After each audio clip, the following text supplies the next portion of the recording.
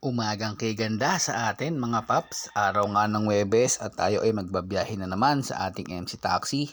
Time check 5:30 AM. Dito nga ay nag-ready na tayo. Nakasuot na ang ating mga gear at ready na tayo sa ating pagbiyahe. 5 AM nga ay nagising na tayo at nakapagsala na tayo ng sinaing. Para pagdating natin galing sa ating biyahe ay kakain na lang tayo. Kinalaunan nga habang tayo ay nagre-ready ay napasukan na tayo ng una nating booking. Ang pick-up location ni ma'am ay dito sa Vista Verde, Cainta. At ang drop-off location niya ay Quezon Avenue sa Quezon City. At ang pamasahe nito ay nagkakahalaga ng 197 pesos. Agad na nga nating pinuntahan si ma'am hanggang sa marting natin ang pick-up location ni ma'am.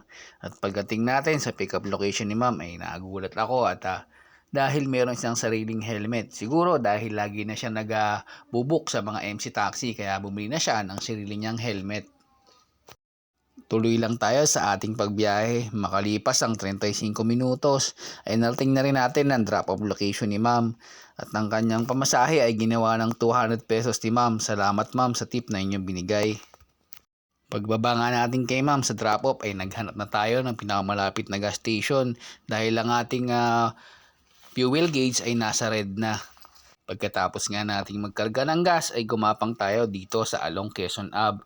Makalipas ang 10 minuto ay napasukan tayo ng pangalawa nating booking. Ang pick-up location ni Sir ay dito sa may Fernando Avenue, former na Roosevelt Avenue.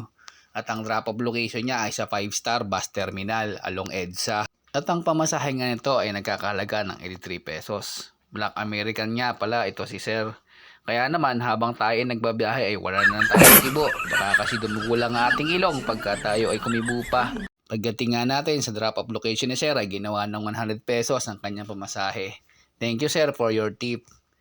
Then after that ay gumapang na tayo papuntang Araneta Center, Cubao para maghanap na magiging pangatlo natin booking. Makalipas nga ang 10 minuto ay napasukan tayo ng pangatlo nating booking. Ang pick-up location ni ma'am ay dito sa Stanford Street, Quezon City at ang drop-off niya ay sa Telos Building along Gateway, saktong-sakto sa ating pupuntahan. At ang pamasahe nga ito ay nagkakahalaga ng 50 pesos at may note si ma'am na magdadagdag siya ng tip na 30 pesos. Sana all lahat ng pasahero ay nagtitip.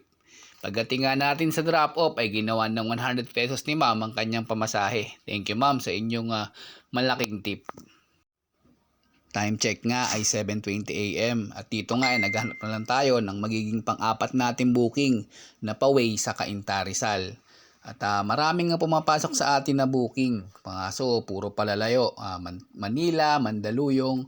At maya-maya ay napasukan tayo na along dito sa Farmers Cubao at ang kanyang drop-off ay sa Felix Avenue, Cainta, Rizal sa ating way pa uwi. Kaya agad natin kinuha ang booking na ito. At ang pamasahe nito ay nagkakahalaga ng 116 pesos. Agad na nga natin pinuntahan si ma'am sa kanyang pick-up location at tayo ay tuloy-tuloy na magbiyahe hanggang sa marting natin ang kanyang drop-off location sa along Felix Avenue, Cainta, Rizal. Pagdating nga natin sa drop-off ay ginawa ng 120 pesos ni ma'am ang kanyang pamasahe. Maraming salamat ma'am sa tip. Malaki man o maliit ang ating kinita sa araw na to, importante ay safe tayong nakauwi sa ating pamilya at lagi tayong magpasalamat sa biyaya na ating natatanggap. God bless mga paps and ride safe always.